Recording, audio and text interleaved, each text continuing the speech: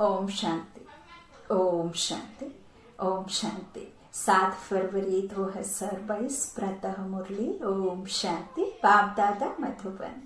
आज के मुरली के महावाक्य बाबा ने कहा, मीठे बच्चे, यह पढ़ाई बहुत ऊंची है, इसमें माया रावण ही विघ्न डालता है, उससे अपनी संभाल करो। प्रश्न है, तुम्हारी सर्विस वृद्धि को कब प्राप्त होगी? उत्तर में बाबा ने कहा, जब तुम सर्विस करने वाले बच्चे पक्के नष्टो मोहा योग युक्त बनेंगे, तब तुम्हारी सर्विस वृद्धि को पाएगी। तुम सबका उद्धार करने के लिए निमित्त बन जाएंगे। दूसरा, जब पूरा निश्चय बुद्धि बनेंगे, बाप के हर डायरेक्शन को अमल में लाएंगे, तब सर्विस में सफलता मिलेगी। आज का गीत है, मैं एक नन्हा सा बच्चा हूँ। ओम शांति। बाबा आकर छोटे छोटे बच्चों को ही समझाते हैं। कोई छोटे हैं, कोई मीडियम है, कोई बड़े हैं। यहाँ उम्र का कोई वो नहीं है। बाबा को उम्र से लेना देना नहीं है। बाबा को तो अपने आत्म रूपी बच्चों से उनको उनको ही समझाना है। तो बड़े उनको कहा जाता है जो ज्ञान को अच्छी रीति समझ और समझा सकते हैं। सिर्फ उम्र के बढ़ने से बुद्धिमान नहीं हो जाता है ना। ये बातें बड़ी बड़ी करने से बड़प्पन नहीं हो जाता है। उसे प्रैक्टिकल में सामने वाले को कहना चाहिए कि बड़ा वही कहलाता है जो गुणवान होकर के दूसरों के गुण को परखे, अपने गुणों का उसे दान दे, ज्ञान दान दे, है ना। तो बुद्धि जिनकी अच्छी तीखी तीव्र बुद्धि होती है, वो अच्छी रीति समझकर उसे धारण कर फिर समझाता है ना। तो बड़े उनको कहा जाता है जो ज्ञान को अच्छी रीति समझ और समझा सकते हैं। जो नहीं समझा सकते उनको छोटे बच्चे कहा जाता है, भले फिर वो किसी भी उम्र का हो। छोटा बच्चा तो फिर पद भी छोटा। यह तो समझने की बात है। मनुष्य पानी में स्नान करते हैं, कुंभ मेला मनाते हैं। अभी कुंभ माना संगम। संगम का मेला तो है ही एक बड़े ते बड़ा, जिसको ज्ञान सागर और ज्ञान नदी का मेला कहते हैं। पानी की नदियां तो बहुत हैं, वह भी सब सागर में ही पड़ती हैं, परंतु उनका इतना मेला नहीं होता। ब्रह्मपुत्र नदी है बड़ी, जो कलकत्ते तरफ सागर में जाकर मिलती है। ऐसे तो सरस्वती, गंगा आदि बहुत नदियां हैं जो सागर में जाती हैं। नदियों से फिर तालाब आदि बनते हैं। तो बच्चे जानते हैं ज्ञान सागर एक शिव बाबा है। यह ब्रह्मा भी नदी ठहरी, बड़ी नदी। इनका और ज्ञान सागर का मेला है। वास्तव में इनको ही सच्चा कुंभ कहा जाता है। सबसे बड़ा मेला है यहाँ ज्ञान सागर के पास आना। यह ब्रह्मपुत्र बड़े ते बड़ी नदी है, पहले पहले यह निकली है। इनका है संगम, किसके साथ में? ज्ञान सागर के साथ में। पिछाड़ी में जाकर मिले हैं तो जरूर पहले उनसे निकले हैं। तो ज्ञान सागर से पहले निकला यह ब्रह्मा। फिर सतयुग में पहले नंबर में भी आ जाते हैं। सरस्वती और ब्रह्मा का मेला नहीं है, ब्रह्मपुत्र और सागर का मेला है। मनुष्य कुंभ के मेले पर जाते हैं, वहां जाकर स्नान करते हैं। नदियां तो बहुत मिलती हैं। यहाँ कितनी ज्ञान गंगाएं आकर मिलती हैं। किनके साथ? पहले वो, फिर ये, फिर इनके साथ में ज्ञान गंगाएं मिलती हैं, है ना। तो इस तरह कितनी सारी मिलती हैं। बाबा कहते हैं यहाँ आकर मिलती। बाबा ने समझाया, बहुत अच्छा है। यह जो नदियों पर रोज स्नान करते रहते हैं, अब उनसे बचावे कौन? बाप कहते हैं यह कोई ज्ञान गंगाएं नहीं है, इनमें तो कच्छ मच्छ सब स्नान करते हैं। जो रोज स्नान करने जाते हैं उन्हों को समझाना चाहिए कि तुम यह करते करते कंगाल बन पड़े हो। शरीर को धोते धोते मन को धोना भूल गए हैं, शरीर को धोने में लगे हुए हैं, शरीर को चमकाने में लगे हुए हैं। मलमल करके जिस शरीर को तेल फोनेन लगा करके उसे चमकाते हैं, उसे खुशबू नुमा बनाते हैं, लेकिन आत्मा तो बिल्कुल भी खुशबू रहित है, बिल्कुल किसी को मुख से मीठा बोल नहीं बोल सकती है। कहते हैं कम बोलो, मीठा बोलो, जरूरत ना पड़े तो ना बोलो। और आज के समय में ज्यादा बोलो, ज्यादा से ज्यादा बोलो और कड़वा बोलो, और जरूरत नहीं है तो भी बड़बड़ करते रहो, है ना, उल्टा हो गया ना। तो समझाना है उनको कि शरीर को धोने से कुछ भी नहीं होता, उस मैले पानी से धुलते धुलते और भी मैला होते जा रहे हो। मन तो बिल्कुल ही मैला है, और मैला होने से ही मैंपन है, और मैंपन को ही देहभान कहते हैं। बाबा कहते हैं, बाबा ने समझाया बहुत है ना। तो जो रोज स्नान करने जाते हैं उनको समझाना चाहिए। यहाँ खर्चे की तो बात नहीं, यहाँ बाबा कोई खर्चा तो कर नहीं रहा। बाबा कहते वहां तो तीर्थों पर मनुष्य बहुत खर्चा करते हैं, यहाँ तो बिल्कुल भी जरूरत नहीं है खर्चे की। जब मैं आता हूँ तो आकर सबकी सदगति करता हूँ, नॉलेज देता हूँ। कौन सी नॉलेज? मन मना भव। मुझे याद करो तो इस याद की योग अग्नि से तुम्हारे विकर्म विनाश होंगे। शरीर के नहीं, आत्मा के तुम पावन बनेंगे। योग से ही तुम पावन बन सकते हो, ना कि पानी के स्नान से। वास्तव में यह स्नान, यह ज्ञान स्नान है। वह पानी की नदियां, यह ज्ञान नदियां, इसमें सिर्फ बाबा को याद करना है। देखिए, फसलों पर आप पानी बकेट से डालें, टंकियां भर भर के डालें, लेकिन फसलों पर उस पानी का कोई असर नहीं होता। बंजर जमीन पर फसल तो तभी आती है जब आसमान से बारिश हो। ठीक इसी तरह से आपके शरीर को आप कितना भी नदियों में नहला लें, उससे आपकी आत्मा शुद्ध पवित्र नहीं बन सकती है। आत्माएं की जो बंजर भूमि है, जो तमो प्रधानता को अपना चुकी है, जो अवगुणों को धारण कर चुकी है, तो उन अवगुणों को तो सद्गुणों में बदली करने वाला ज्ञान सागर जब तक अपनी ज्ञान वर्षा इस ब्रह्मा मुख के द्वारा आकर के ना करे, तब तक तो ये ज्ञान नदियां निकल ही नहीं सकती हैं।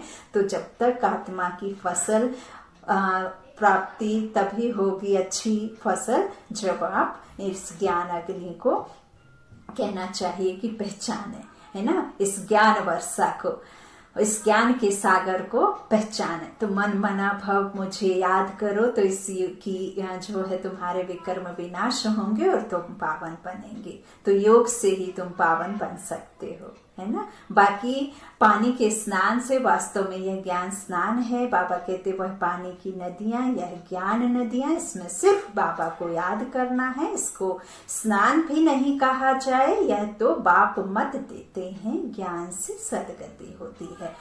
तुम 21 जन्मों के लिए सदगति में जाकर फिर दुर्गति में आते हो। 21 पीढ़ी के लिए क्या करते हैं? सदगति में जाते हैं, फिर दुर्गति में बाद में आते। सतो प्रधान से सतो रजो तमो में जरूर आना है। और सतो प्रधान हम कब रहते हैं? जब आत्मा अपने ही अविनाशी रूप में रहती है। फिर हम जब आते हैं सतो प्रधान बन करके नीचे पाठ बजाने, तो वो सतयुग है ना। तो बाबा कहते सतो रजो तमो में जरूर आना है। ये सब बातें तुम बच्चे ही समझते हो और यहाँ बच्चे ही आते हैं।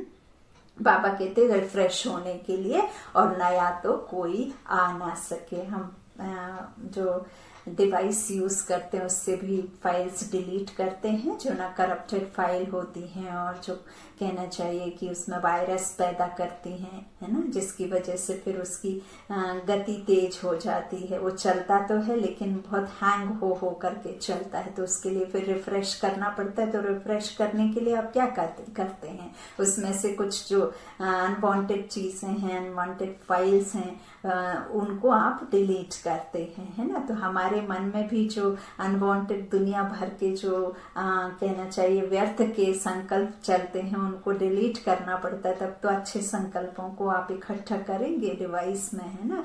तो इस तरह बाबा कहते रिफ्रेश होने के लिए यहाँ बच्चे आते हैं और नया तो कोई आ ना सके। बाप कहते हैं मैं बच्चों के आगे ही आता हूँ।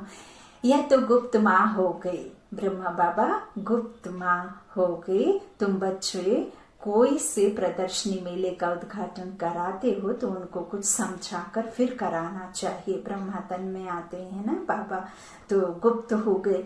तो बाबा कहते हैं ऐसा ना हो कुछ उल्टा सुल्टा बोल दें। यह तो लाचारी कराना पड़ता है उठाने के लिए, कुछ समझे तो कह सके। यह संस्था बहुत अच्छी है, मनुष्य से देवता बनाने वाली है, परंतु इतना कोई समझाते नहीं है ना, किसकी बुद्धि में बैठता है। जिन जिन से उद्घाटन कराया है उन्होंने कोई बात समझी नहीं है। बाबा कहते भल किसी से हम रिबन कटवा भी देते हैं, सेंटर का इनॉग्रेशन करा देते हैं, नई संस्था खुली है यहाँ बहुत अच्छा बताते हैं, लेकिन बाबा कहते जिनसे उद्घाटन कराते हैं वही कोई बात नहीं समझते हैं ना, तो उनने बात समझी नहीं, कोई को भी निश्चय नहीं हुआ। इतने जो आए उन्होंने भी किसको सेमी निश्चय कहेंगे, जो फिर आकर कुछ ना कुछ समझने की कोशिश करते हैं। हजारों समझने के लिए आते हैं, उनमें से 5-7 निकलते हैं, तब कहा जाता है कोटों में कोई। जब कोई प्रदर्शनी मेला आदि करते हैं तो 5-6 निकल आते हैं, नहीं तो मुश्किल कभी कोई आता है। अक्सर करके पुराने ही आते रहते हैं, उसमें भी कोई को आधा निश्चय, कोई को चौथा, कोई को 10% और किसी को तो नील भी। तो वास्तव में स्कूल में पूरे निश्चय बगैर तो कोई बैठ नहीं सकता। निश्चय हो तो समझे, बैरिस्टर बनना है तो इम्तिहान जरूर पास करना है, ऐसे ही तो नहीं हो जाएंगे। तो यहाँ तो संशय बुद्धि भी बैठ जाते हैं, समझते हैं, धीरे धीरे निश्चय हो जाएगा कि मनुष्य से देवता बनते हैं। यहाँ निश्चय होने के लिए बैठते हैं, फिर चलते चलते टूट भी पड़ते हैं। 4-5 वर्ष पढ़ते पढ़ते फिर संशय आ जाता है, तो फिर वही पुरानी नाव में पैर रख लेते हैं, वही विकारों में चले जाते हैं, वैसे वैतरणी नदी में गोते लगाते रहते हैं, खाते रहते हैं, उसी में अपना चलाते रहते हैं। तो बाबा कहते हैं 4-5 वर्ष पढ़ते पढ़ते संशय में आ जाते। यह पढ़ाई है बहुत ऊंची और इसमें माया रावण के विघ्न पड़ते हैं। माया समझने नहीं देती, माया बच्चों की पढ़ाई में विघ्न भी डालती है। समझ लीजिए कि हम बाबा के पास देखिए कोई ना कोई वजह से तो हम जाते होंगे सेंटर्स या कहीं भी बाबा की मुरली सुनते हैं, ताकि घर में सब ठीक ठाक रहे, सब कोई परेशानी ना आए, किसी को मुश्किल ना हो, है ना। जो भी घर के कार्य हैं वो सहज निपट जाए, हो जाए अच्छे से। लेकिन बीच में यदि कोई आ जाता है कुछ प्रॉब्लम, कुछ मुश्किल, तो छोड़ देते हैं पढ़ाई कि अरे इनको तो हम मान रहे, जान रहे हैं, इनके लिए हम इतना सुबह उठ करके योग करते हैं, जमाने की चीजें करते हैं, और ये तो हमारे काम बना ही नहीं रहे हैं, तो क्या फायदा भगवान को याद करने से। तो कई फिर इस संशय में आकर के छोड़ देते, जबकि वो तो माया है, वो तो आएगी, उससे डरे और आपने निश्चय खोया, है ना। तो बाबा कहते फिर कई तो बिल्कुल छोड़ देते हैं। माया रावण है, वो तो आती है, विघ्न पड़ेंगे, माया समझने नहीं देती। तो माया बच्चों की पढ़ाई में विघ्न भी डालती है। यह स्कूल बड़ा वंडरफुल है। देलवाड़ा मंदिर भी कितना अच्छा यादगार बना हुआ है, वह है जड़ मंदिर, जो स्वर्ग स्थापन अर्थ होकर गए हैं। जगत अम्बा, जगत पिता और उनके बच्चे उन्हों के ही जड़ यादगार बनते हैं। जैसे शिवाजी आदि सब चैतन्य में थे, अब उन्हों का यादगार चित्रों के रूप में है। अब जगत अम्बा और जगत पिता चैतन्य में आए हैं। 5000 वर्ष के बाद फिर वही एक्ट करेंगे जो उनके चित्र निकलेंगे। पहले तो जरूर चित्र नहीं होंगे, यह सब चित्र आदि खत्म हो जाएंगे, फिर पहले चित्र बनने शुरू होंगे। यादगार भी तो पहले पहले शिव बाबा का ही बनेगा, फिर उनके बाद त्रिमूर्ति ब्रह्मा विष्णु शंकर के, फिर जो तुम अभी सेवा कर रहे हो उनके भी निकलेंगे हूबहू। यह ड्रामा ऐसे ही चलता आया है, ऐसे ही चलेगा, ऐसे ही चलता रहता है। सब पतित पावन को याद करते हैं परंतु समझते नहीं कि हम पतित हैं। वास्तव में सच्चा सच्चा ज्ञान यह है जिससे सद्गति मिलती है। ज्ञान तो गुरु द्वारा मिलता है। पानी की नदियां कोई गुरु थोड़े ही हैं।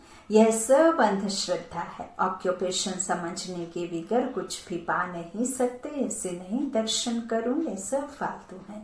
दर्शन की कोई बात नहीं है। वैसे भी यदि आपको निराकार शिव परमात्मा का दर्शन हो भी जाए, साक्षात्कार हो भी जाएगा, तो भी आपको कुछ नहीं प्राप्ति होगी, क्योंकि जब तक आप खुद दुखी क्यों हैं और सुख कैसे होगी, सद्गति कैसे होगी, जब तक वह बात को नहीं समझते तब तक बिंदी का साक्षात्कार हो नहीं सकता, क्योंकि बिंदी सरक जाती है ना। तभी तो क्वेश्चन मार्क आ जाता है। निश्चय बिंदु पर है तभी तो फिर सिंधु समान बाबा ज्ञान देते हैं, उस पर हमें निश्चय होना है और वो परमात्मा ईश्वर को जानना है, समझना है, देखना थोड़े ना है। तो बाबा कहते हैं ऐसे नहीं दर्शन करो, यह सब फालतू है। दर्शन की कोई बात नहीं है, तो कोई नए से मिलना पड़ता है, क्योंकि बड़े का बड़ा आवाज निकलता है, परंतु देखा गया है बड़े लोग आवाज नहीं कर सकते, गरीब कर सकते हैं। हाँ, कोई ज्ञान धन में भी साहूकार हो जाए तो आवाज कर सकते हैं।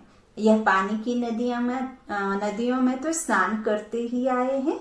इस गंगा स्नान से सद्गति नहीं मिल सकती है। पतित पावन सद्गति दाता तो एक ही बाप है, वह आकर सर्व की सद्गति करते हैं। बाप कहते हैं सद्गति तो 1 सेकंड में मिल सकती है। श्रीमत कहती है मुझे याद करो तो अंतमति सो गति हो जाएगी। कहते हैं ना, ज्ञान बिना गत नहीं। अब कौन सा ज्ञान है जिसके बिना गत नहीं? और यदि परमात्मा है, ज्ञान सागर है, ज्ञान दाता है, तो फिर उसके ज्ञान से हमें क्या मिलता है, वो कौन है, हम क्यों उसे याद करें? यह सब बातें जब आप समझेंगे तब तो याद करेंगे उससे क्या प्राप्ति होती है ना। तो जो सद्गति बाबा कहते वो तो सेकंड में मिल जाती है, मिल सकती है। श्रीमत कहती है मुझे याद करो, तब गति अंतमति सो गति हो जाएगी। इसको योग अग्नि कहा जाता है, जिससे विकर्म विनाश होंगे। इसलिए बाप कहते हैं मुझे याद करो तो एवर हेल्दी बनेंगे। फिर मैं हूं ही स्वर्ग स्थापन करने वाला।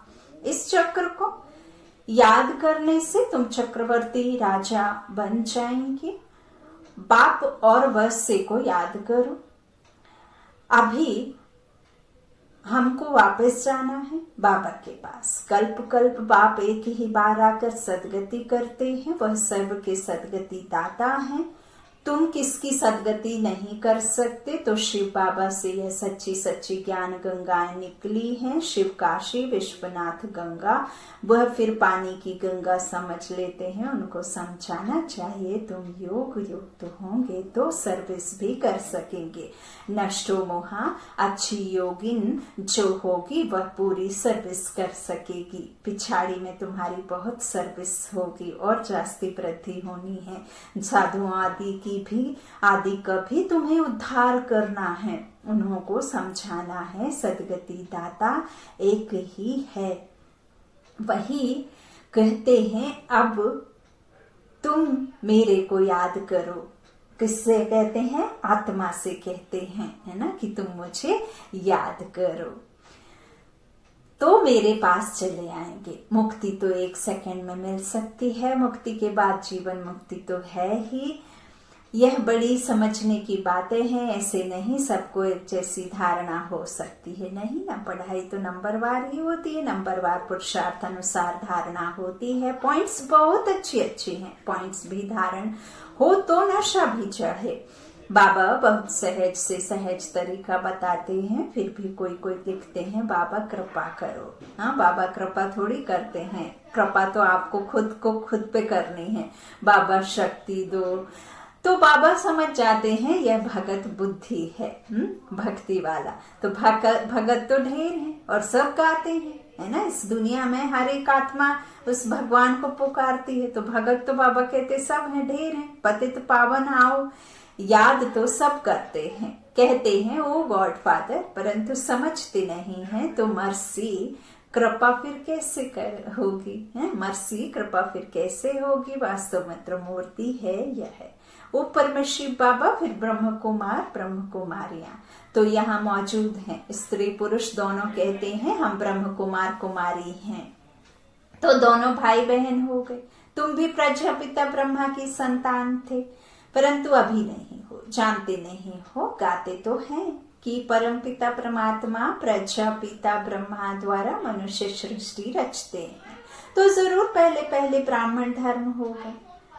जब सृष्टि रची जाती है तब ब्रह्म कुमार कुमारियां होते हैं। फिर उस धर्म की स्थापना हो और अनेक अधर्मों का विनाश हो जाता है। इस समय तुम ब्रह्म कुमार और कुमारियां हो, फिर बनेंगी देवी कुमार कुमारियां। फिर कभी विष्णु कुमार, कभी क्या जन्म लेते और बनते रहते हो। अभी हो तुम ईश्वरीय कुमार, फिर देवी कुमार। बाद में देखो नाम भी कैसे कैसे रखते हैं। बसलमल, बैंगनमल आदि सतयुग में ऐसे नाम नहीं होते। अब तुम्हारे नाम कितने रमणीक बाबा ने भेजे। तुम बच्चों को अभी बाबा के डायरेक्शन पर अमल करना चाहिए। तो टीना, मीना, रीना, गीना, टोनी, बोनी है, कुछ भी रख देते हैं ना। कुत्ते का नाम भी टोनी रख देते हैं और मनुष्यों का भी नाम टोनी रख देते हैं, है ना।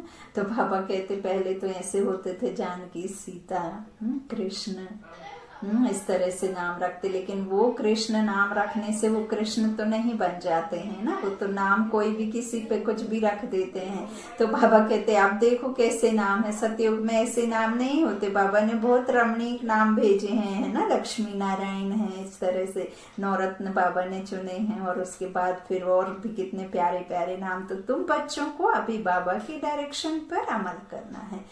तुम्हारी सौदागरी भी बेहद की है। बड़ा सौदा करेंगे तो बड़ा पद मिलेगा 21 जन्मों के लिए। बहुत करके गरीब अबलाएं ही अच्छा वर्षा पाती हैं, धनवान नहीं पाते। धनवानों में फिर भी स्त्रियां कुछ पाती हैं। पुरुषों का तो पैसे में ममत्व रहता है। मेरा मेरा करते रहते हैं। लौकिक बाप के वारिस तो बच्चे भी बनते हैं। यहाँ तो बाप कहते हैं मेल चाहे फीमेल दोनों ही वर्षा पा सकते हैं। देखा जाता है माताएं जास्ती वर्षा पाती हैं, इसलिए शक्ति नाम गाया हुआ है। कन्याएं माता अच्छा पद पाती हैं, इसलिए बाप को कन्हैया भी कहा जाता है। गोपी बल्लभ से कहते हैं ना कि प्रेम को पूछो गोपियों से। तो गोपी बल्लभ कौन, गोपियां कौन, सभी जो बाबा को चाहने वाली हैं वो गोपियां हैं ना। फिर देखिए कैसे कह दिया कि कृष्ण की इतनी पटरानियां थी, कुछ भी बोल देते हैं। तो गोपी बल्लभ का प्रेम गोपियों से पूछो, है ना। तो यही कहा जाता है। और आत्माओं पर ही, जो माताओं पर ही बाबा ने देखा ना कलश रखा है, तो इसलिए उन्हें शक्तियां कहा जाता है। और बाबा को कन्हैया भी कहा जाता है। यह देलवाड़ा मंदिर तुम्हारा पूरा यादगार है। ऊपर में स्वर्ग दिखाया है, नीचे में क्या कहते हैं योग दिखाया गया है। चैतन्य शक्तियों को, आत्माओं को दिखाया गया है। तो ऊपर में स्वर्ग इसीलिए क्योंकि वहां पे फिर विकारी रूपी आत्माएं कोई जाती नहीं है। और आसमान में तो कोई मनुष्य आत्माएं रह नहीं सकती, बादलों से नीचे नहीं गिर जाएंगी। तो जब निर्विकारी विश्व होता है, निर्विकारी आत्माओं का जो सतो प्रधान दुनिया होती है जिसे सतयुग कहते हैं, वहां कोई भी विकारी आत्मा कदम ना रख सके। देवी देवताओं के गांव में कोई रावण राज्य का जा ना सके, है ना। तो बाबा कहते हैं यह देलवाड़ा मंदिर तुम्हारा पूरा यादगार है। समझाने से बड़ा नशा चढ़ना चाहिए। तीर्थों पर और ही जास्ती सर्विस हो सकती है। अभी तो पॉइंट्स बहुत मिली हुई हैं। सदगति तो ज्ञान सागर से ही होगी, ना कि पानी से। सदगति दाता गीता का भगवान ही है। और देखिए ज्ञान, इस ज्ञान से, ना कि कोई गांधी जी ने जो देश पर कुर्बान गए या जो भी कहना चाहिए बॉर्डर पर जब सिपाही आदि अपनी जान जोखिम में डाल करके देश की रक्षा करते हैं, उनसे कोई सदगति होगी। हाँ, लेकिन वो कोई सिपाही यदि परमात्मा की याद में जान छूटती है तो जरूर फिर उसकी गति हो जाएगी, है ना। दुर्गति नहीं होगी। होएगी। तो बाबा कहते हैं कि पॉइंट जो बाबा हमें देते हैं ज्ञान, उससे ही सदगति होगी। और सदगति दाता गीता का भगवान है ही, वह है शिव परमात्मा। अच्छा, मीठे मीठे सिकीलाधे बच्चों प्रति माता पिता बाप दादा का याद प्यार और गुड मॉर्निंग। रूहानी बाप की रूहानी बच्चों को नमस्ते। हम रूहानी बच्चों की रूहानी माता पिता बाप दादा को याद प्यार और गुड मॉर्निंग। शुक्रिया बाबा, मीठे बाबा, प्यारे बाबा। धारणा के लिए मुख्य सार। पहला, बाबा ने कहा ज्ञान धन में साहूकार बन, बाप का नाम बाला करने की सेवा करनी है। पूरा निश्चय बुद्धि बनना है, किसी भी बात में संशय नहीं लाना है। निश्चय करेंगे, सीट पर सेट रहेंगे, तभी फिर निश्चिंत होंगे। सीट से अपसेट हुए माना निश्चय आपका डवाडोल होता है और परमात्मा पर आपको एक बल एक भरोसा नहीं है, तो निश्चय संशय में डाल देता है। दूसरा, बाप से पूरा वर्षा लेने के लिए मेरे मेरे में जो ममत्व है उसे छोड़ देना है। लौकिक वर्षे का नशा नहीं रखना है। आज का वरदान है दुआओं के रॉकेट द्वारा तीव्र गति से जो उड़ने वाले विघ्न प्रूफ भव, माता पिता और सर्व के संबंध में आते हुए दुआओं के खजाने से स्वयं को संपन्न करो, तो कभी भी पुरुषार्थ में मेहनत नहीं करनी पड़ेगी। और दुआएं आपको कब मिलेंगी? जब आप सामने वाले के लिए सदैव दुआ, शुभ भावना, शुभकामना रखेंगे, तो सामने वाली आत्मा से आपको सदैव दुआएं ही मिलेंगी, है ना। अपकारी पर उपकार करना, है ना। और मेहनत करके बाबा कहते हैं ना कि यदि आप खुद के लिए स्व कल्याण करना चाहते हैं, फिर तो दुआओं का खजाना इकट्ठा करना है ना। तो दुआओं के खजाने से स्वयं को संपन्न करो, तो कभी भी पुरुषार्थ में मेहनत नहीं करनी पड़ेगी। जैसे साइंस में सबसे तीव्र गति रॉकेट की होती है, ऐसे संगम युग पर सबसे तीव्र गति से आगे उड़ने का यंत्र अथवा उससे भी श्रेष्ठ रॉकेट सबकी दुआएं हैं, जिससे कोई भी विघ्न जरा भी स्पर्श नहीं कर सकता। इसमें विघ्न प्रूफ बन जाएंगे, युद्ध नहीं करनी पड़ेगी। स्लोगन है परोपकार की भावना से संपन्न बनना ही श्रेष्ठता का आधार है। परोपकार की भावना से संपन्न बनना ही श्रेष्ठता का आधार है। ओम शांति, ओम शांति, ओम शांति।